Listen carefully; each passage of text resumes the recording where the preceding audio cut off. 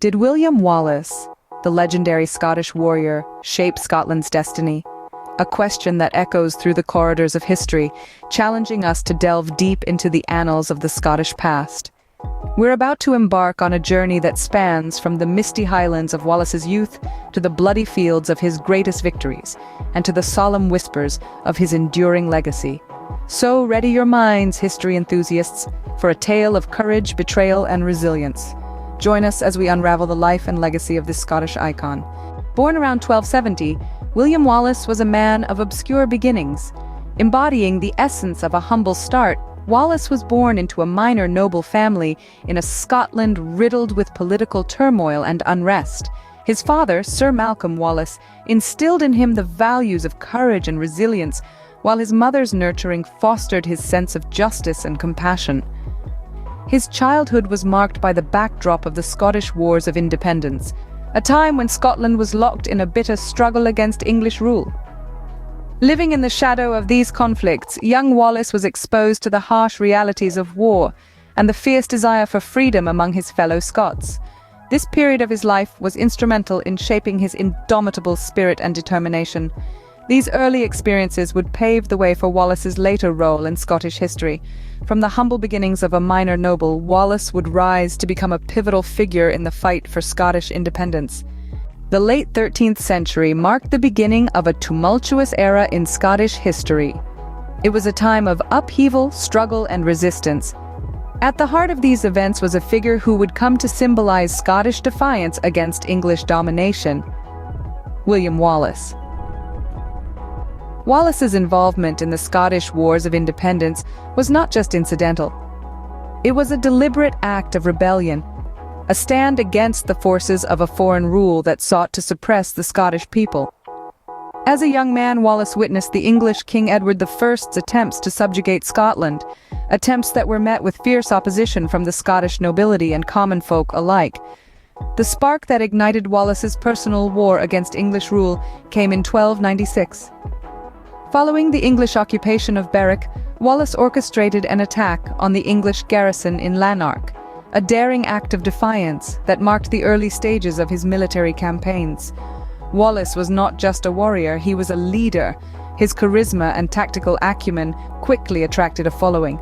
He began to unite various Scottish factions against the common enemy, the English. His guerrilla warfare tactics and his ability to rally men to his cause were instrumental in shaping the early stages of the Scottish Wars of Independence. Among his notable military campaigns was the Raid of Scone in the summer of 1297. This audacious act was a direct challenge to the English, a message that the Scottish people would not be easily subdued. Wallace's actions stirred the hearts of his countrymen, fanning the flames of rebellion across the land. But Wallace's greatest test was yet to come. He would soon face the English forces in a battle that would define his legacy and alter the course of Scottish history. These events would thrust Wallace into the spotlight, heralding his rise as a national hero. The stage was set for the Battle of Stirling Bridge, a confrontation that would cement Wallace's place in the annals of history. The Battle of Stirling Bridge in 1297 marked a turning point in the Wars of Independence. William Wallace, a figure already emerging as a beacon of Scottish resistance, devised a brilliant strategy to combat the larger English forces. The towering Stirling Bridge served as a natural bottleneck, restricting the English troops and providing Wallace with a tactical advantage. As the English squeezed onto the bridge, Wallace and his men swooped down from the surrounding hills, catching the English off guard. The Scottish forces, although outnumbered, managed to rout the English in a victory that resonated far beyond the battlefield. The Battle of Stirling Bridge was not just a military triumph, but a psychological one. It proved that the English could be beaten, giving the Scots renewed hope and fueling their resistance. This victory would solidify Wallace's status as a symbol of Scottish defiance, his name forever etched in the annals of Scottish history. However, Wallace's fortunes would soon take a tragic turn. Despite his successes on the battlefield and his steadfast dedication to Scottish independence, Wallace was not immune to the treachery that often accompanies war. A tragic series of events unfolded, beginning with his betrayal by a fellow Scotsman. John de Menteith, a Scottish knight who had sworn allegiance to the English, played the pivotal role in Wallace's downfall. Rumors suggest that Menteith was motivated by the promise of land and wealth, or perhaps he was swayed by a misguided belief that aligning with the English would bring peace to their war-torn land. Whatever his reasons, Menteith's actions would change the course of Scottish history. Under the cover of darkness, Menteith's men captured Wallace near Glasgow in August of 1305. The Scottish hero was swiftly transported to London, where he was put on trial for treason. Accused of atrocities against civilians during the Wars of Independence, Wallace stood tall, refusing to acknowledge the English king's authority over Scotland. "Never in my life did I swear allegiance to him," he is recorded as having said, but his defense fell on deaf ears, and he was condemned to a gruesome public execution. On the 23rd of August, 1305, Wallace was dragged through the streets of London, hanged, disemboweled, beheaded and quartered. His head was placed on a spike on London Bridge, a grim reminder of the price of rebellion. His quartered body was sent to the four corners of England as a dire warning to other potential insurgents. Yet the English had underestimated the strength of the Scottish spirit. Rather than quelling the rebellion, Wallace's brutal end only fueled the flames of resistance. The Scots were emboldened, their resolve hardened. Wallace's death was not in vain, for it sparked a renewed fervor for freedom that would eventually lead to Scottish independence. In death, Wallace became a martyr, his legacy immortalized in Scottish history. Indeed, his spirit lives on, a beacon of courage and defiance against oppression, forever inspiring those who dare to dream of freedom. The legend of William Wallace lives on centuries after his death. His name is synonymous with bravery, resistance, and the unyielding spirit of Scotland. The tales of his heroic deeds and unwavering courage have been passed down through generations, woven into the very fabric of Scottish folklore. In literature, his life story has been embellished and romanticized, painting the picture of a charismatic warrior who led his countrymen in a desperate fight for freedom. Sir Walter Scott's epic poem, The Lay of the Last Minstrel, immortalizes Wallace as a towering figure of strength and valor, echoing the sentiments of countless Scots throughout history.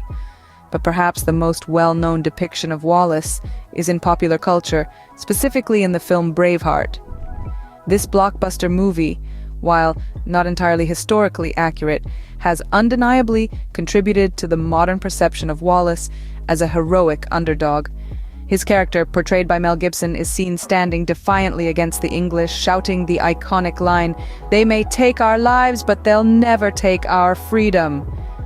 This powerful representation has resonated with audiences worldwide, further cementing Wallace's place in cultural history. However, Wallace is more than just a character in a film or a figure in a poem. He is a national hero, a symbol of Scottish identity. His image is etched in the hearts of Scots, a reminder of their nation's struggle for independence and their inherent resilience. His spirit is reflected in the country's motto, Nemo me impune lacessit. No one provokes me with impunity. The influence of Wallace extends beyond the borders of Scotland. His story has inspired countless freedom fighters and revolutionaries, becoming a universal symbol of resistance against oppression. From humble beginnings to legendary status, William Wallace's life and legacy continue to shape Scotland's identity. So did William Wallace shape Scotland's destiny? With his life marked by a fierce dedication to his homeland, the answer seems clear.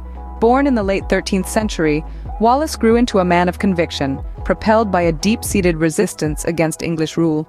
His military prowess came to the fore during the Scottish Wars of Independence, with his victory at the Battle of Stirling Bridge cementing his status as a formidable leader. His appointment as Guardian of Scotland saw him strive to unite the Scottish clans, a task not without its challenges. Despite the hardships, his name echoed in the Declaration of Arbroath, a testament to his indomitable spirit. But his fight for freedom was not without cost. Betrayed and captured by English forces in 1305, Wallace met a tragic end, yet his martyrdom only fueled the fire of Scottish nationalism. In the centuries that followed, Wallace's legacy has endured. His life, immortalized in folklore and literature, has inspired countless depictions in popular culture. His name adorns monuments and memorials across Scotland, a homage to a national hero whose spirit continues to inspire. Yet his story is not without controversy.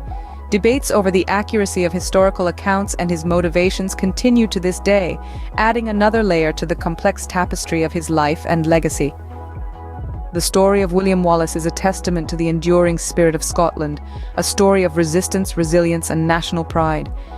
His life, his fight, his legacy, William Wallace and Scotland are forever intertwined.